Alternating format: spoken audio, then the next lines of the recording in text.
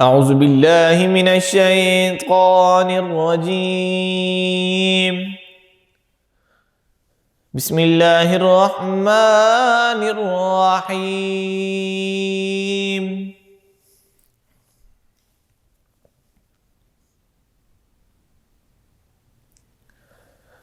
لا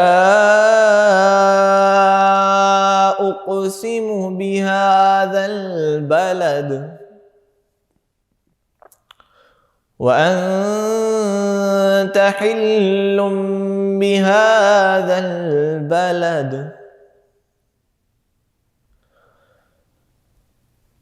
ووالد وما ولد لقد خلقنا الإنسان في كبد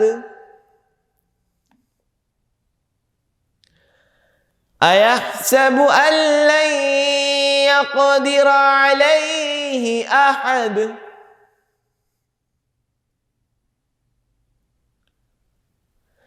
يقول أهلكت مالا لبدا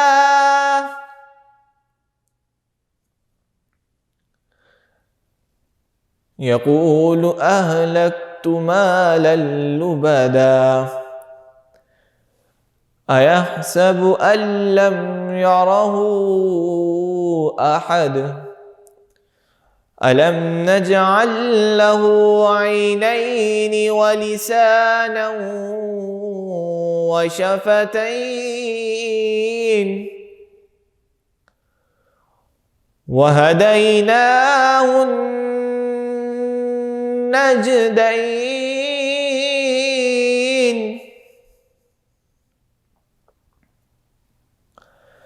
فلاقتحم العقبة وما أدراك ما العقبة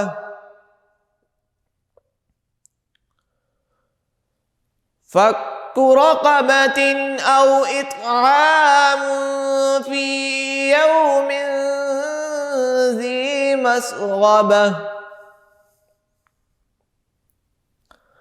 يتيما ذا مقربة أو مسكينا ذا متربة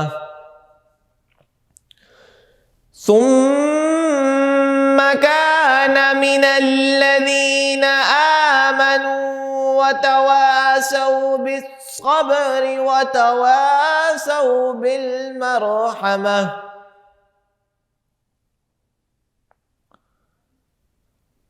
عليهم نار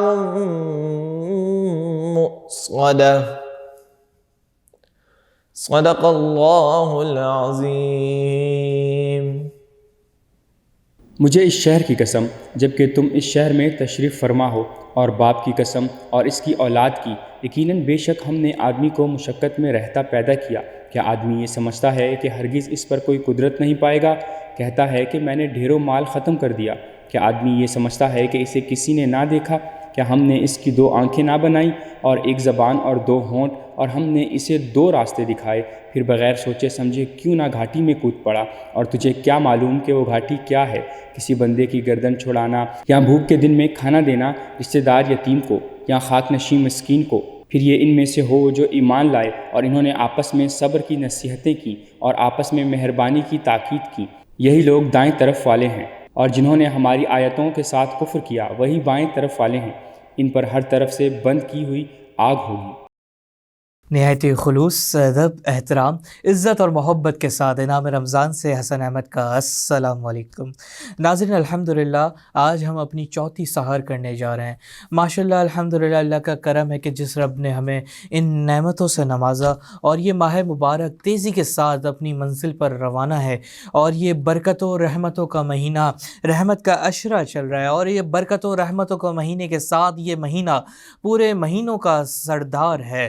یہ مہینہ مہینہ اللہ رب العزت نے عطا کیا. اس مہینے میں اللہ رب العزت نے اپنی قرآن مجید کتاب، اپنی آخری کتاب اور حق کے کتاب کو ہم پر اور حضور پاک صلی اللہ علیہ وسلم پر نازل فرمایا، اور تمام مسلمانوں کو اس پر ایمان ہے کہ یہ کتاب آخری کتاب ہے اور اس کے بعد کوئی کتاب نہیں آئے گی، اور یہ کتاب حضرت محمد مصطفیٰ صلی اللہ علیہ وسلم پر نازل کی گئی ہے. اور اس کتاب کی بڑی فضیلت ہے، قرآن مجید کی بڑی فضیلت ہے. اور یہ مہینہ جو برکت والا مہینہ ہے، رحمتوں کا مہینہ ہے، یہ اللہ کی رحمت برس رہی ہے. اور یہ وقت جو چل رہا ہے اللہ سے رجوع کرنے کا، اب سے کچھ دیر بعد ہم اپنا چوتھا روزہ شروع کرنے جا رہے ہیں اور چوتھی سحری ہماری ختم ہوگی اور اس روزے کا آغاز ہو جائے گا. اور یہ جو رمضان تیزی کے ساتھ جا رہا ہے، ہمیں چاہیے کہ ہم اللہ سے رجوع اللہ کرتے رہیں، اللہ کو مناتے رہیں. یہ وقت چل رہا ہے. تو آج ہمارے ساتھ موجود ہیں نعت خواں طاہا شیخ صاحب. کیسے ہیں آپ؟ الحمدللہ سب خیر خیریت؟ الحمدللہ. کیسا لگ رہا ہے آپ کو؟ ماشاءاللہ ہمارے ساتھ یہ بچپن کے رمضان میں بھی ہوتے ہیں. اور کیا سنانے والے ہیں آج؟ اقبال عظیم صاحب کا ایک بڑا خوبصورت کلام ہے، اللہم صلی علی سیدنا.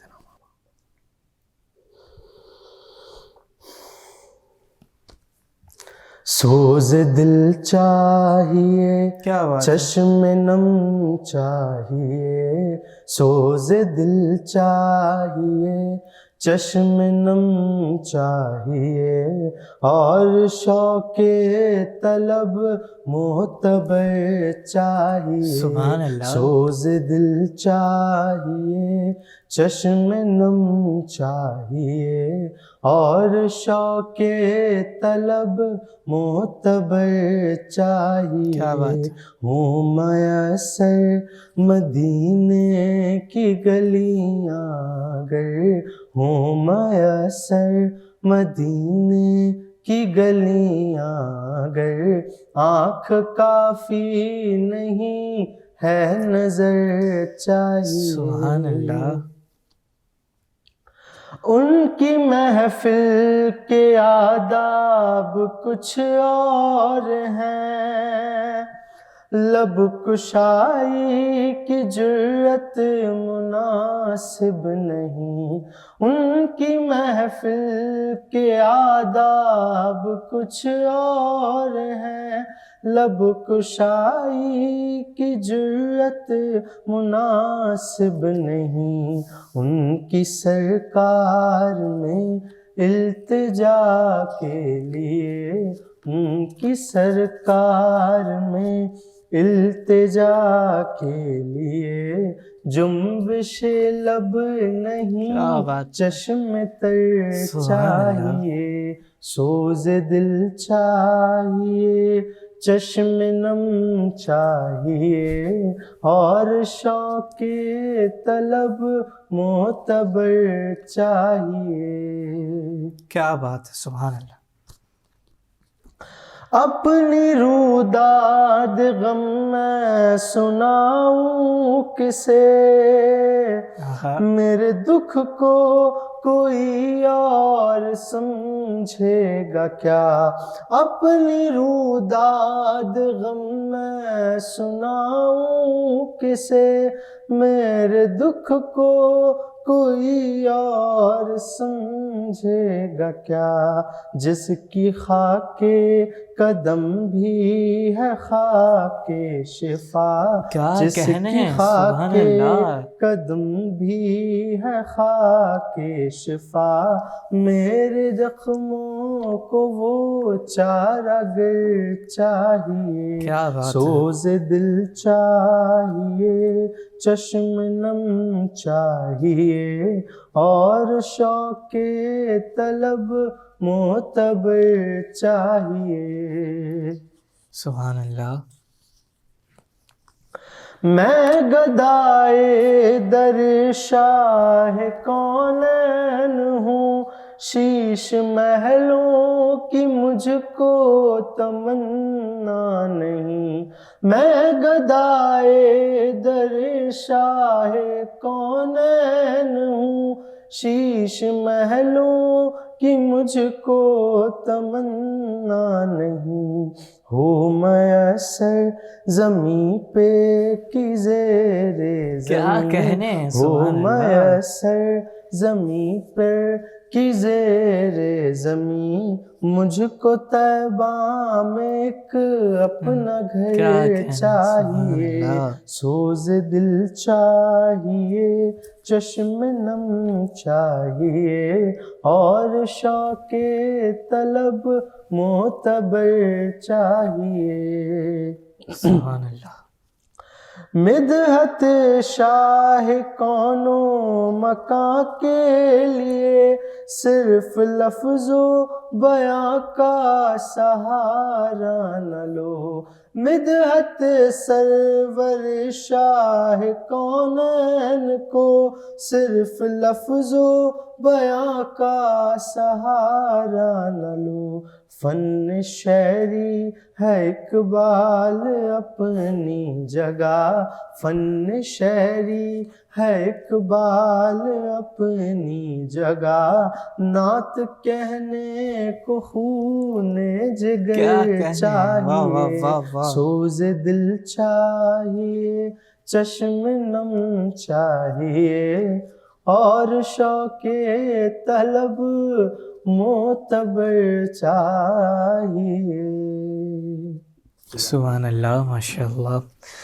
ناظرین، یہ رحمت و برکتوں کا مہینہ چل رہا ہے اور اللہ سے ہمیں اس وقت مانگنے کی ضرورت ہے، اور وہ مدینہ کتنی پیاری ہستی ہے، وہ خانہ کعبہ، اور اس وقت جو خانہ کعبہ میں اور مدینہ میں جو مناظر ہے وہ بڑے خوبصورت ہیں، کیونکہ جو رمضان کے مہینے کے بعد جو وہاں پہ جو مجمع چلے جاتا ہے مسلمانوں کا، وہ بڑا خوبصورت پیارا منظر دیکھنے کو، ویسے تو اس کی جو منظر ہیں، اس کے جو اس کا ایک معیار ہے، اس کے جو ایک رتبہ ہے، اس کی جو رونق ہے، وہ تو اپنے مقابلے ہے ہی ہے، لیکن جب ماہ مبارک کی برکت رحمتوں کا مہینہ جب یہ شروع ہوتا ہے تو اس میں اس رونق کی چار بہاریں رکھ جاتی ہیں اور خوبصورت مناظر دیکھنے کو ملتے ہیں، اور ہمیں اس وقت اللہ سے مانگنے کی ضرورت ہے اور اللہ کا بندہ بن کر اپنی زندگی گزارنے کی ضرورت ہے، اپنے اندر عاجزی اور خلوص پیدا کرنے کی ضرورت ہے، ہمیں اپنے آپ کو دیکھنے کی ضرورت ہے کہ ہم کیا ہیں اور ہم کیا کر رہے ہیں۔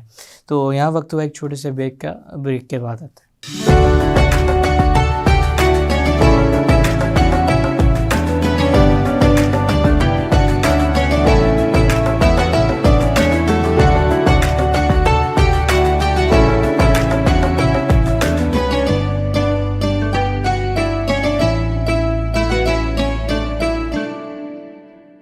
انعام رمضان میں ناظرین ایک بار پھر آپ کو خوش آمدید۔ ناظرین، آج بات کرتے ہیں قارون کی، وہ قارون جس کا ذکر قرآن مجید میں آیا، وہ قارون جو اپنی دولت پر گھمنڈ کیا کرتا تھا اور نعوذ باللہ اپنے آپ کو اپنی دولت کا حقدار کہا کرتا تھا کہ مجھے میرے عقل اور مال کی وجہ سے، میرے کمال کی وجہ سے مجھے یہ دولت ملی ہے۔ تو ناظرین، قارون کا تعلق بنی اسرائیل سے تھا، دولت بے شمار، اور اس پہ جو اس کا گھمنڈ تھا، جیسے میں نے کہا کہ اس کو اپنی دولت سے زیادہ اپنی دولت پہ گھمنڈ تھا۔ لوگ اس کو نصیحت کرتے تھے کہ مت ترایا کر اس دولت پہ، تو وہ قارون جواب دیا کرتا تھا ان لوگوں کو کہ یہ جو دولت، یہ خزانے، یہ مال و شہرت جو مجھے ملا ہے، یہ سب میری عقل اور میرے کمال سے ملا ہے۔ دولت اس کو بے شمار، اور اس پہ جو اس کا گھمنڈ ہے بے شمار اس سے زیادہ۔ ناظرین، اس کی جو دولت تھی، اس کا جو خزانہ تھا، قرآن مجید میں فرماتے ہیں اللہ تعالیٰ کہ اس جماعت کو اٹھانا، مطلب جو خزانے کی جو کنجی تھی قارون کے، ایک طاقتور جماعت کو اٹھانے میں مشکل ہوتی تھی، اتنی دولت اس کو دی گئی تھی کہ اس کو کاؤنٹ کرنا مشکل تھا اس زمانے میں۔ ناظرین، لوگ اس کو نصیحت بھی کرتے تھے کہ مت ترایا کر، جواب میں وہ کہتا تھا کہ مجھے عقل اور میرے کمال سے یہ دولت ملی گئی ہے۔ ایک وقت گزرا، قارون کی جو دشمنی تھی وہ حضرت موسیٰ علیہ السلام سے تھی۔ وقت گزرا، قارون نے ایک بدکار عورت کو اس کو آمادہ کیا اپنی مال و دولت سے کہ وہ حضرت موسیٰ علیہ السلام پر تہمت لگائے۔ جب حضرت موسیٰ علیہ السلام اپنی قوم کو نصیحت کر رہے تھے، اگر ہم یہ بولیں کہ اپنی قوم کو تبلیغ کر رہے تھے، تو اس وقت قارون نے آ کے حضرت موسیٰ علیہ السلام پر الزام لگایا، تہمت لگائی۔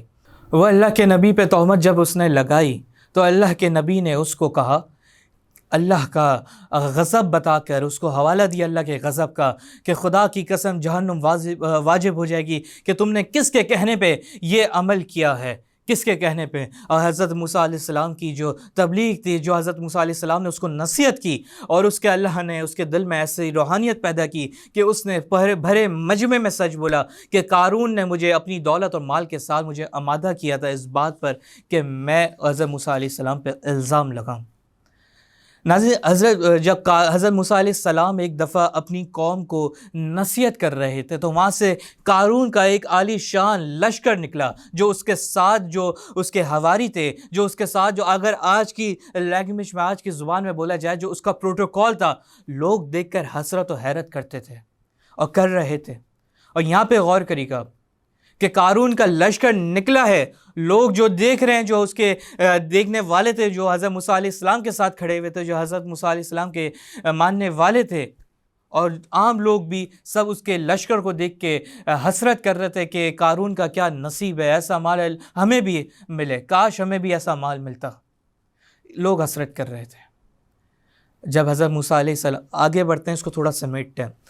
جب حضرت موسیٰ علیہ السلام نے قارون سے پوچھا کہ اے قارون، تو نے اس عورت کو کیوں آمادہ کیا میرے پر الزام لگانے کے لیے؟ تو قارون کو جو اپنی دولت پر، اپنے مال پہ جو گھمنڈ تھا، وہ اپنی دولت سے زیادہ تھا، وہ اپنی بدبخت اپنی ذات اتنا آگے بڑھ گیا تھا کہ وہ اللہ کے نبی کو کہہ رہا ہے کہ اگر آپ اپنے اللہ کے نبی ہونے کی وجہ سے اپنے آپ کو بڑا فاضل، مطلب اب درجے میں بلند سمجھتے ہیں، تو میں آپ سے زیادہ اپنی دولت میں افضل ہوں، آپ سے زیادہ میں افضل ہوں۔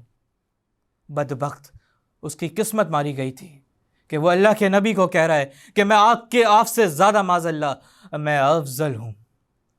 تو قارون نے اسی گھمنڈ میں، جس طرح میں نے شروع میں بولا کہ قارون کو اپنی دولت پر، اپنے مال پر اتنا گھمنڈ تھا، وہ اسی گھمنڈ میں رہ کر اس نے اللہ کے نبی سے چیلنج رکھا کہ چلیں ایک کام کرتے ہیں، آپ بھی میرے لیے بد دعا کریں، میں آپ کے لیے معاذ اللہ بد دعا کرتا ہوں، جس کی بد دعا سب سے پہلے قبول ہوئی وہ افضل ہے۔ اس کو گھمنڈ اتنا اپنی بات پر، اپنے مال پر، کہ وہ اللہ کے نبی سے چیلنج کر رہا ہے کہ آئیں، آپ بھی میدان میں آئیں، میں بھی میدان میں آتا ہوں، ہم ایک دوسرے کو بد دعا کرتے ہیں، دیکھتے ہیں کون کس کی بد دعا سب سے پہلے قبول ہوتی ہے۔ جس کی بد دعا سب سے پہلے قبول ہوئی وہ افضل ہے۔ تھوڑا آگے چلتے ہیں، اس کو شارٹلی میں آگے لے کے چلتا ہوں کہ وہ دن آ گیا جب وہ چیلنج کا دن انہوں نے رکھا۔ اب جو جگہ تھی چیلنج کی، جہاں پہ حضرت موسیٰ علیہ السلام کو بد دعا دینی تھی قارون کو، قارون معاذ اللہ حضرت موسیٰ علیہ السلام کی شان میں کچھ بولتا، تو وہ جگہ کچھ ایسی تھی، کھلا میدان تھا، اور اس کے سامنے قارون کا محل تھا، قارون کا محل اور دولت جس پہ اس کو بڑا ناز تھا۔ وہ دن آ گیا، قارون نے شروعات کی اور بدبخت نے حضرت موسیٰ علیہ السلام کے خلاف بولنا شروع کیا اور بولتا رہا، اور جب وہ خاموش ہوا تو وقت تھوڑا گزرا کہ اس کے بولنے کا ان پر، حضرت موسیٰ علیہ السلام پر کوئی اثر نہیں ہوا، اور قارون جو تھا وہ اپنے لشکر کے ساتھ تھا، اپنے حواریوں کے ساتھ تھا، اور یہ دوسری سائڈ حضرت موسیٰ علیہ السلام کے بھی ماننے والے تھے۔ جب حضرت موسیٰ علیہ السلام نے بولنا شروع کیا، فرمانا شروع کیا، تو سب سے پہلے انہوں نے کہا یا اللہ اس زمین کو میری اطاعت کرنے کی توفیق دے، اس زمین کو حکم دے کہ میری اطاعت کرے۔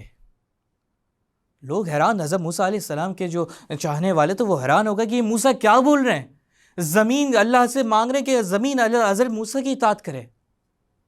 آگے چلتے ہیں، حضرت موسیٰ علیہ السلام، جو حضرت موسیٰ علیہ السلام نے اللہ سے مانگا، اللہ نے وہ عطا کیا، اور زمین نے حضرت موسیٰ علیہ السلام کی اطاعت کی۔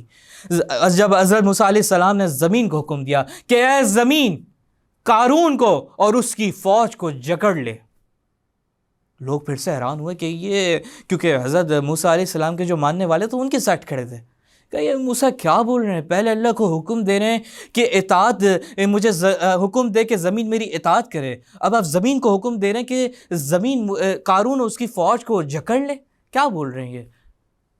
کیونکہ ان کو محسوس نہیں ہوا، جو قارون اور اس کے لشکر، اس کے جو حواری تھے، جو ان کو محسوس ہوئی زمین کی ہلچل، اور آہستہ آہستہ وہ زمین ان کو اپنے اندر لیتی رہی۔ اور لوگ جو ابھی حضرت موسیٰ علیہ السلام کو بول رہے تھے کہ موسیٰ علیہ السلام کیا بول رہے ہیں، وہ دیکھ کے حیران ہو گئے کہ حضرت موسیٰ علیہ السلام کے حکم پر زمین نے قارون اور اس کی فوج کو جکڑ لیا، اور بات کندھے تک پہنچ گئی۔ تب حضرت موسیٰ نے حکم دیا کہ رک جا زمین، پھر حضرت موسیٰ حکم دیتے ہیں اے زمین قارون کو جو اپنی دولت پر، اپنے مال پر اور اپنے محل پر جو ناز تھا اس کو بھی اپنے اندر لے لے۔ اور قارون اور اس کے حواریوں نے دیکھا کہ جس کو قارون پہ اتنا فخر تھا، اتنا گھمنڈ تھا کہ یہ دولت اور یہ شہرت، یہ مال، یہ محل، یہ خزانے، یہ سب قارون کو اس کے عقل اور اس کے کمال سے ملے، اور قارون زمین کے اندر ڈھسا ہوا ہے اور دیکھ رہا جس پہ اس کو اپنے گھمنڈ تھا وہ زمین کے اندر چلی گئی، اور زمین واپسی ایسی اپنی شکل میں آ گئی، اور قارون اور اس کے لشکر بھی زمین کے اندر سبودوس ہو گئے، اور زمین واپسی اپنی شکل میں آ گئی۔ اب ناظرین، جہاں میں نے آپ کو بولا تھا کہ یہاں پہ 2 منٹ کے لیے رکیے گا، سوچیے گا کہ جب قارون کا لشکر گزرا تھا اور جو حضرت موسیٰ علیہ السلام کے ماننے والے تھے اور جو وہاں پہ کھڑے ہوئے تھے کہ یہ کتنا عالی شان پروٹوکول ہے، کتنے کاش ہمیں بھی ایسا نصیب ہوتا، قارون کتنے نصیب والا ہے۔ آج وہی قارون کے نصیب کو دیکھ کر کہہ رہے ہیں بے شک اللہ جس کو چاہے رزق دے اور جس کو چاہے تنگی کر دے۔ ناظرین، ہمیں اپنے آپ کو سوچنے کی ضرورت ہے، کیا ہم بھی آج کے وقت کے قارون ہیں جن کو اللہ نے مال و دولت دیا ہے؟ آج ہم کرونا ہمارے سامنے سے گزرا، سیلاب ہمارے سامنے سے گزرا، اور ابھی یہ گوادر کا معاملہ جو ہے یہ ہمارے سامنے سے گزر رہا ہے۔